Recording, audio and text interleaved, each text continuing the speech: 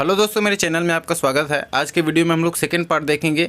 पिछले पार्ट में दोस्तों जो RAEO का एग्ज़ाम हुआ है, ग्रामीण कृषि विस्तार अधिकारी का, उसका 1 से 50 तक का हम लोग आंसर देख चुके हैं। आज के वीडियो में हम लोग देखेंगे 51 से 100 तक के जो बचे हुए क्वेश्चन है उसका आंसर क्यों। तो उससे पहले मैं आपको एक क्वेश्चन था दोस्तों जिसका मैंने गलत आंसर बता डाला है, जो वीडियो मैंने अपलोड की थी आंसर की वाला वहाँ पर, जिसमें पूछा गया था Indian institute of agricultural biotechnology कहाँ है। तो वो दोस्तों मैंने न्यू दिल्ली बता डाला हूँ, वो गलत है। उसका करेक्ट आंसर रांची होगा। जल्दबाजी में जो है गलत आंसर मैं वहाँ पे बता चुका हूँ, तो उसको करेक्ट कर लीजिएगा। Indian institute of agriculture biotechnology जो है रांची में है। जो 50 क्वेश्चंस के बाद जो क्वेश्चन स्टार्ट हुए दोस्तों, वहाँ पे 10 से 12 क्वेश्चंस ऐसे हैं जो कि दोस्तों एक तरीके से दिमाग घुमा देगा। जो अच्छी खासी तैयारी किए रहे होंगे उनका भी दिमाग वहाँ पे घूम जाएगा, क्योंकि ऐसे क्वेश्चंस है जैसे आप उसको सर्च करने की कोशिश कर रहे हैं आंसर, तो थ्योरी पोर्शन यदि आप पढ़ेंगे देखेंगे तो वहाँ पे ऐसा लगेगा कि दो ऑप्शन सही हैं, या तो फिर वहाँ पे ऑप्शन ही जो है गलत लिया गया है, सही ऑप्शन नहीं है। इस तरीके से वहाँ पे जो है थ्योरी पोर्शन देखने पे ऐसा प्रतीत हो रहा है। तो ये जो 10-12 क्वेश्चंस पूछे गए थे दोस्तों 50 क्वेश्चंस के बाद वाला, ये सेट ए का है और सभी के सेट में जो है आगे पीछे हो सकते हैं। लेकिन जो क्वेश्चन जो था मिड में, शुरू का और लास्ट का जो है वन लाइनर बहुत ही सिंपल था। जो बीच में जो पोर्शन था वो बहुत ही टिपिकल था। चलिए क्वेश्चन से स्टार्ट करते हैं। 51 क्वेश्चन में पूछा गया था, सेट ए का है, निम्नलिखित में से किस मृदा में स्फुर स्थिरीकरण सबसे अधिक हो सकता है। तो इसका जो करेक्ट आंसर है दोस्तों ऑप्शन नंबर डी, मृतिका मृदा, क्ले सॉइल में जो है स्फुर का स्थिरीकरण सबसे ज़्यादा होता है, यानी कि फास्फोरस का स्थिरीकरण सबसे ज़्यादा किस में होता है, क्ले सॉइल में होता है। अगला क्वेश्चन है, भट्टी शुष्क मृदा का इकाई भार प्रति इकाई आयतन कहलाता है। तो क्या कहलाता है, बल्क डेंसिटी कहलाता है, यानी कि हिंदी में स्थूल घनत्व। तो ऑप्शन नंबर ए करेक्ट होगा। 53 क्वेश्चन है, ए बी सी एवं डी DNA कुंडलित होते हैं। बाएं हत्थे में दाएं हत्थे में कोई कुंडलीकरण नहीं होता है, आंशिक कुंडलीकरण होता है। तो इसका जो करेक्ट आंसर होगा दोस्तों दाएं हत्थे में ऑप्शन नंबर बी, क्योंकि जो ए बी सी और डी होता है वो कहाँ होता है, दाएं हाथ के डबल हेलिक्स में स्थित होते हैं, जबकि जो जेड DNA होता है दोस्तों वो बाएं हाथ के डबल हेलिक्स में स्थित होते हैं। तो इसका जो करेक्ट आंसर हो जाएगा ए बी सी एवं डी DNA कुंडलित होते हैं, तो दाएं हत्थे में right handed, option number B जो है इसका करेक्ट हो जाएगा। अगला क्वेश्चन है 54 में, एक प्यूरिन को दूसरे प्यूरिन द्वारा या एक पिरिमिडिन को दूसरे पिरिमिडिन द्वारा प्रतिस्थापित को कहते हैं।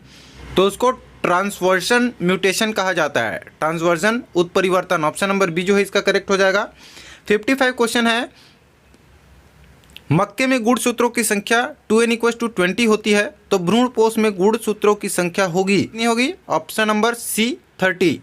अगला क्वेश्चन है, जब मटर की 2 सफ़ेद फूलों वाली किस्मों का आपस में संकरण किया गया तो F1 पीढ़ी में सभी पौधे लाल फूलों वाले मिले, F2 पीढ़ी में लाल एवं सफ़ेद फूलों वाले पौधे 9:7 के अनुपात में मिले, इनका प्रत्येक अनुवांशिकी रूप होगा। तो इसका जो करेक्ट ऑप्शन होगा दोस्तों ऑप्शन नंबर सी होगा।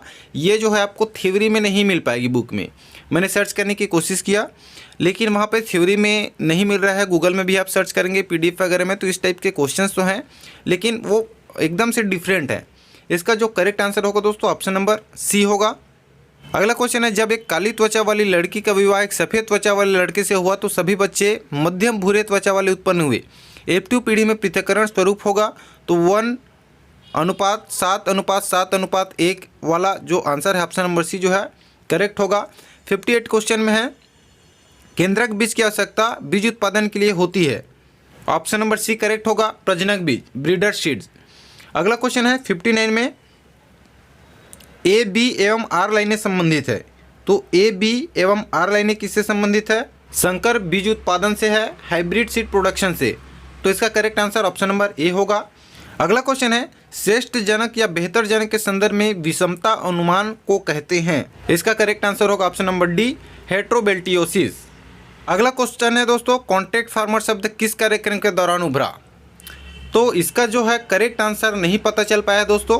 कॉन्ट्रैक्ट फार्मिंग जो है हाल ही में और भी चर्चित रही थी 2022-23 में, जब गवर्नमेंट इस पर फैसला लिया था, जिसमें पंजाब और उत्तराखंड में बहुत जोर से इसका विरोध हुआ था।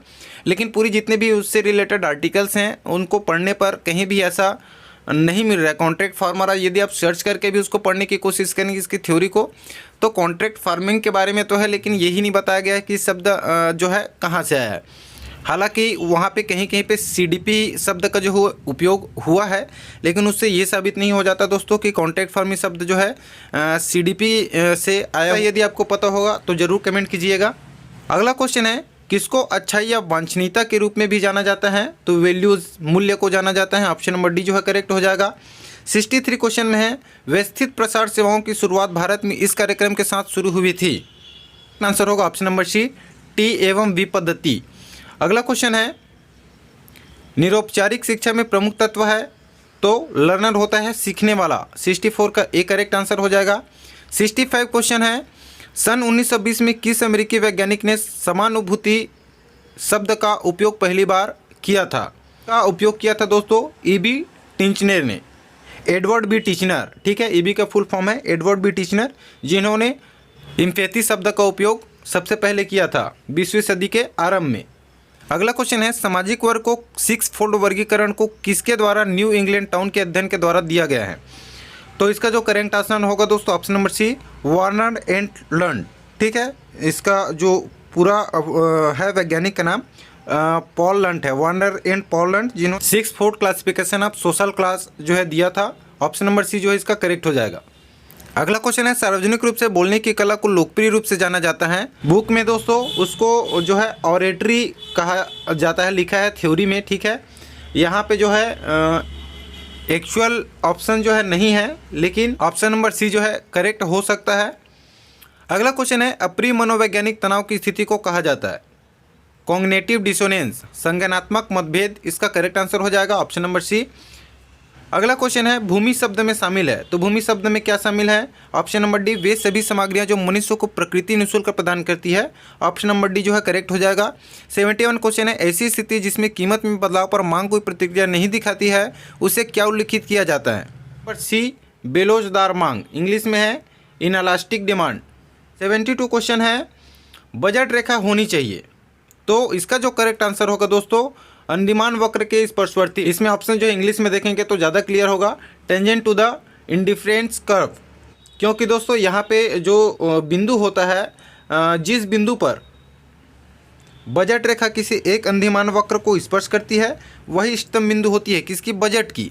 तो इसका जो करेक्ट आंसर होगा दोस्तों, अंदिमान वक्र के स्पर्शवर्ती हो जाएगा, ऑप्शन नंबर ए।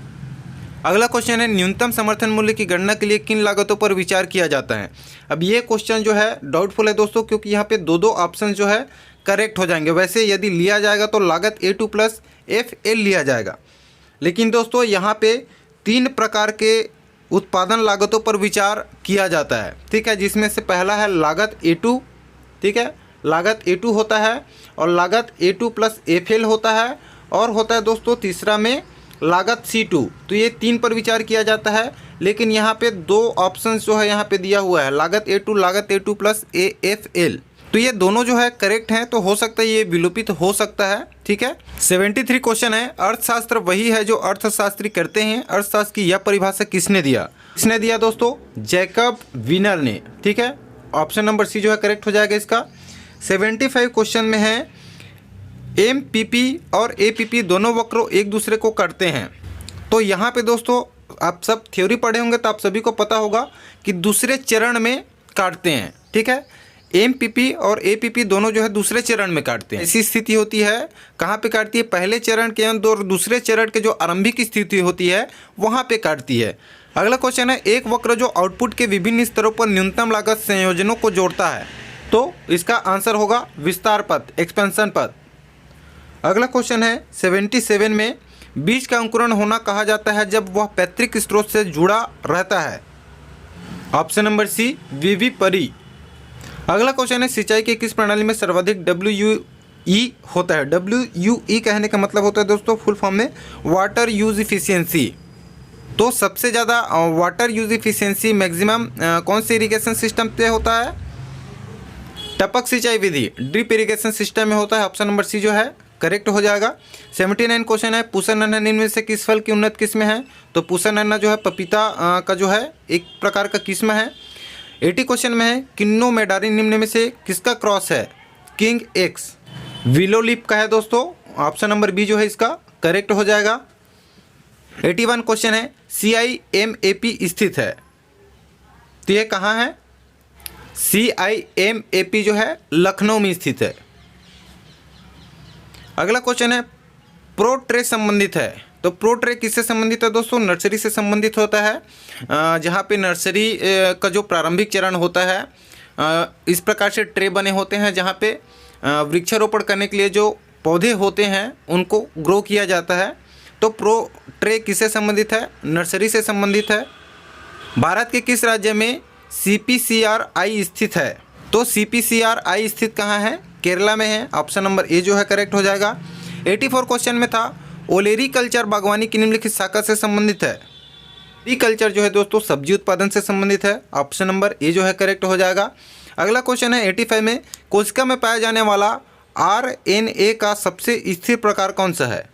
तो ऑप्शन नंबर सी rRNA होता है। ऑप्शन नंबर सी जो है करेक्ट हो जाएगा।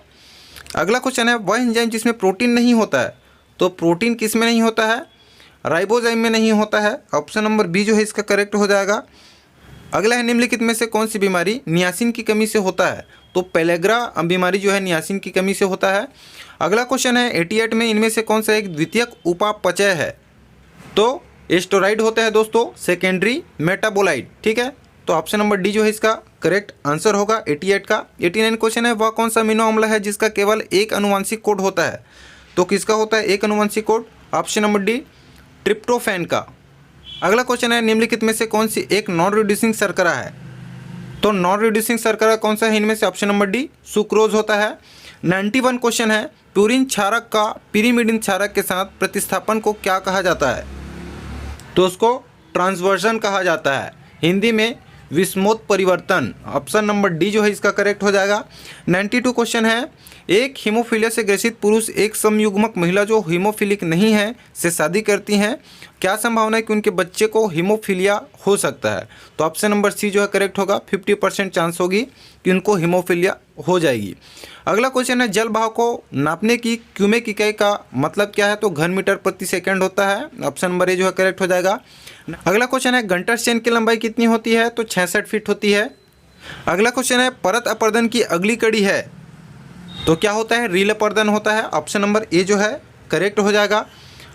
अगला क्वेश्चन है जल बहाव को नापने उपरांत कौन सा उपकरण इस्तेमाल होता है? वी नॉच, रेक्टेंगुलर वियर और पार्शल फ्लूम, ये तीनों का उपयोग होता है। उपरोक्त सभी हो जाएगा इसका correct answer option number D हो जाए। अगला क्वेश्चन है स्पाइरल सेपरेटर द्वारा अनाज के दानों को अलग करने का मुख्य आधार है उनकी राउंडनेस, गोलाई। ऑप्शन नंबर ए जो है करेक्ट हो जाएगा यहाँ पे। 98 क्वेश्चन है तेज हवा वाले क्षेत्रों में जहाँ पानी की कमी हो वहाँ इस्तेमाल होने वाली सूक्ष्म सिंचाई की सर्वोत्तम पद्धति कौन सी होती है? तो ड्रिप इरिगेशन होता है, टपक सिंचाई। ऑप्शन नंबर ए करेक्ट होगा। 99 क्वेश्चन है 3 से 10% ढाल वाले क्षेत्र में मृदा अपरदन रोकने हेतु उपयुक्त यांत्रिकी जो संरचना है वो कौन सी होती है निम्न में से? तो ऑप्शन नंबर सी सीढ़ीदार खेत होता है। अगला क्वेश्चन है भारतवर्ष में सब्जियों की शुष्कीकरण की सर्वमान्य तकनीक कौन सी है? तो हमारे यहाँ दोस्तों उपयोग किया जाता है सबसे अधिक सौर्य शुष्कीकरण, सोलर ड्राइंग का। तो ऑप्शन नंबर ए जो है करेक्ट हो जाएगा। अब यहाँ पे कुछ क्वेश्चंस में दोस्तों व्यापमदार हो सकता है, आगे पीछे कुछ क्वेश्चंस का आंसर जो है दूसरा लिया जा सकता है। यदि आपके अकॉर्डिंग कोई सा क्वेश्चंस लगता है इसका आंसर ये होना चाहिए तो उसको कमेंट में जरूर शेयर कीजिएगा। और मेरे द्वारा दी गई जानकारी आपको अच्छी लगेगी, इसी प्रकार की वीडियोज़ और जॉब अपडेट्स पाना चाहते हैं तो मेरे चैनल को जरूर सब्सक्राइब कर लीजिएगा। मिलते हैं अगले वीडियो में, तब तक के लिए धन्यवाद।